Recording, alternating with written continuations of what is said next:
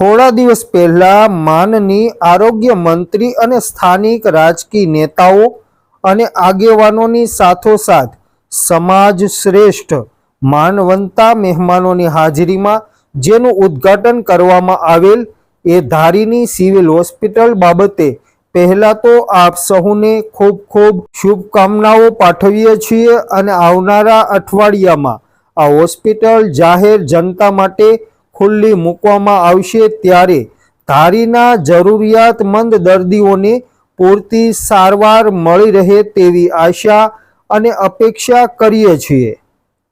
આજરોજ ધારી તાલુકા કોંગ્રેસ પ્રમુખ રવિભાઈ હિરાણીએ પણ લોકોની સુખાકારી માટે લોકોને આરોગ્યલક્ષી સુવિધાઓ પૂરી મળે એ માટે યોગ્ય માંગણીઓ કરેલી છે।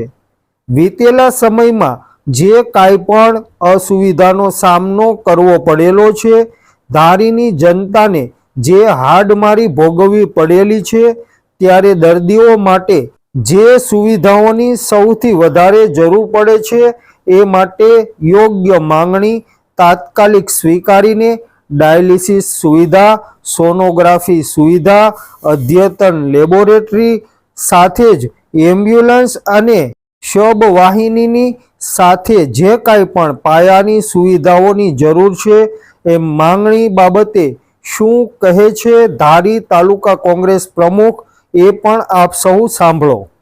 અત્યારે આપણે ધારી આરોગ્ય કેન્દ્ર ખાતે છીએ। આરોગ્ય કેન્દ્રનું હમણાં ટૂંક સમયની અંદર જ આરોગ્ય મંત્રી દ્વારા ઉદ્ઘાટન કરવામાં આવ્યું છે। આની અંદર વિવિધ વિભાગો, સોનોગ્રાફી, ડાયાલિસિસ વિભાગો, બધું અત્યારે સેટઅપ ઊભું કરેલું છે। હજી આ બિલ્ડિંગ આ નવામાં શિફ્ટ થયું નથી। મુખ્યત્વે જે માંગણી છે કે ધારીની અંદર ડાયાલિસિસ સેન્ટર અત્યારે આમ લગાડી દીધું છે, પણ કોઈ પણ જાતની મશીનરીમાં ઉપલબ્ધ નથી। તો વહેલામાં જો આપણે ડાયાલિસિસ રૂમ બનાવ્યો જ છે તો વહેલી તકે ડાયાલિસિસ થાય।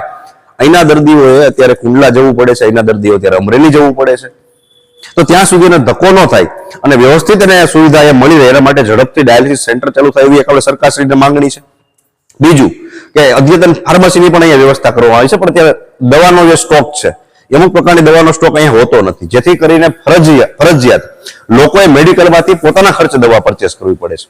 તો જે જરૂરિયાત મુજબની દવાઓ છે ફાર્મસીની અંદર કાયમી ધોરણે રહી અત્યારે ટ્રેનિંગમાંથી આવેલા 3 ડોક્ટરો વ્યવસ્થિત સારી રીતે ફરજ બજાવે છે, પણ કાયમી MBBS, MD, MS કક્ષાના કાયમી કોઈ પણ એક મેડિકલ ઓફિસર અહીંયા કાયમી ધોરણે રહે એવી આપણે સરકારશ્રીને અપીલ કરીએ છીએ। સાથોસાથ અવારનવાર નાના મોટા જ્યારે અકસ્માતો થતા હોય છે ત્યારે અહીંયા અકસ્માતના પેશન્ટોને કોઈ સુવિધા ન હોય તો અહીંયાથી મજબૂરીની અંદર પ્રાઇવેટ દવાખાનાની અથવા તો અમરેલી રિફર કરવામાં આવે છે। તો એને લઈને કંઈ આ સેટઅપ એવું ઊભું કરવામાં આવે જેથી આવા જે દર્દીઓ છે એને અહીંયા મફતની અંદર સારવાર મળી શકે। બીજું એક એવું છે કે ધારીની અંદર સબવાહિની નથી। કોઈ પણ અહીંયાથી માનો કે મૃત્યુ પામે છે તો પ્રાઇવેટ એમ કહેવાય મોતનો મલાજો એ છકડાની અંદર પણ લઈ જવાના દાખલા છે કે લોકો ગરીબ માણસો છે એ છકડાની અંદર ડેડ બોડી લઈ ગયા છે।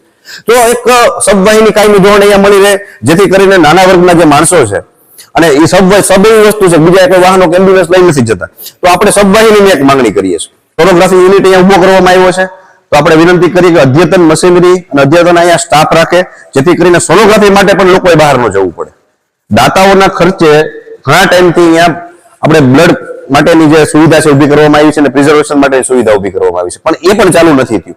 જો એ પણ ચાલુ થઈ જાય તો આકસ્મિક રીતે કાંઈ પણ બને છે તાત્કાલિક બ્લડની જરૂરિયાત હોય તો અહીંયા જો બ્લડ બેંકિંગ ચાલુ હોય તો કોઈ પણ ગરીબ દર્દી છે એને દોડાદોડી થાય નહીં અને જીવ બચાવી શકાય। એટલે આ જે તમામ મુદ્દાઓ છે એ આપણે સરકારશ્રીનું ધ્યાન દોરીએ છીએ, આટલો ખર્ચો કર્યો ને આ બધું કર્યું છે, આ વહેલી તકે ચાલુ કરો અને લોકોને વધુમાં વધુ વહેલી આપણે સગવડ આપી શકીએ જેથી કરીને લોકોને ફાયદો થાય।